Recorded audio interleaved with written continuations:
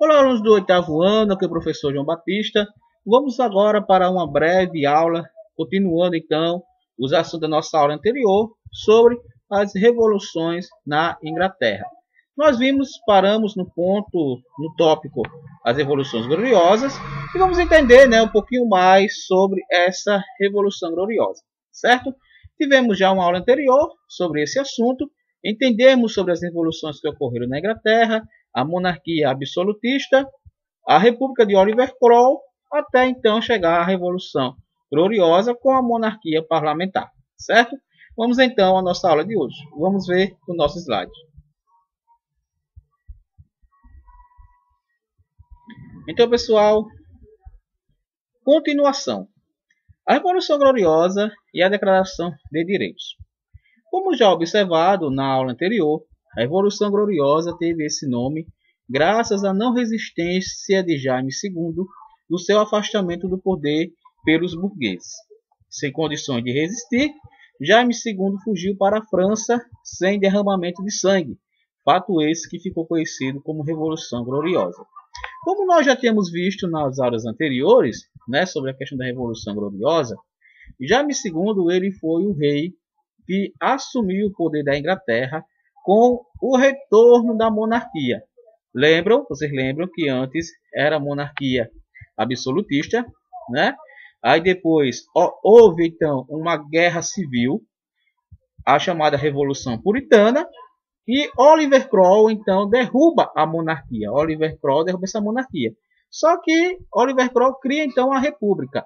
E essa república de Oliver Cromwell ela vai fracassar. No que ela fracassa, volta a monarquia com Jaime II, certo? Jaime II, ele então se torna rei. Só que a burguesia não vai gostar porque Jaime II era católico. Então a burguesia vai pressionar Jaime II para que ele abandone o poder novamente, certo? Só que Jaime II ele não resiste, apenas sai, Ele apenas sai do poder e pronto. Por isso é chamado de Revolução Gloriosa. Por quê? Se dá Revolução Gloriosa? Porque a burguesia ia para cima de Jaime II com tudo. Ia para cima de Jaime II com a ideia de enfrentá-lo. Mas só que ele não resistiu. Ele apenas, tá bom, eu saio. E saiu, fugiu, foi embora. E assim ficou conhecido como Revolução Gloriosa, certo?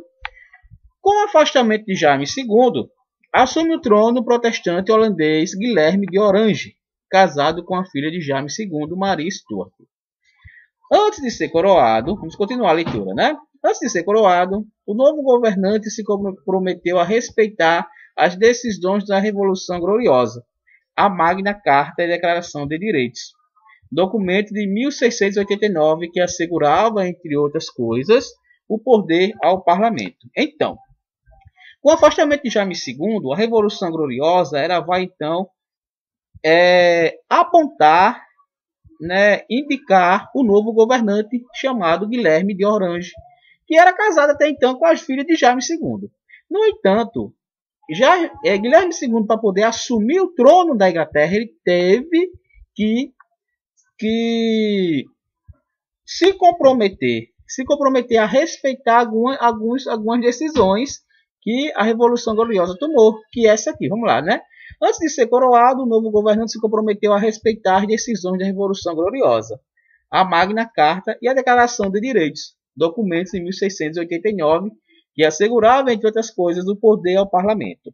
Então, quando Guilherme de Orange assume o poder, ele agora não vai assumir o poder sozinho. Ele não é mais agora um rei absolutista. Ele não é mais agora um rei absoluto que obedece, que as pessoas obedeceram às suas leis. Não. O novo rei agora vai assumir agora o reinado junto com o parlamento, ou seja, uma monarquia parlamentar. Entendeu? Como é que é isso, professor? É rei, é o rei, ele tem as suas demandas, só que agora ele precisa ser apoiado por um parlamento, certo? Que esse parlamento é o que cria as leis e o rei está apenas para aprovar, entendeu? Por isso que agora Guilherme de Orange vai se tornar o rei e vai ser um rei chamado monarquia parlamentar.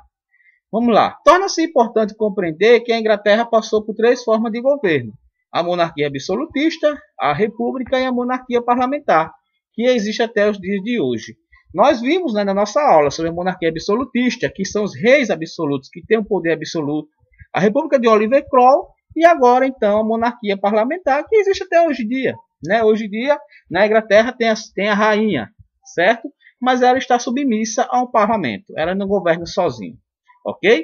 Então, a nossa terceira atividade da história será com base na página 17, certo? Então, vamos ler. Na página 17, leia o texto, a Declaração de Direitos.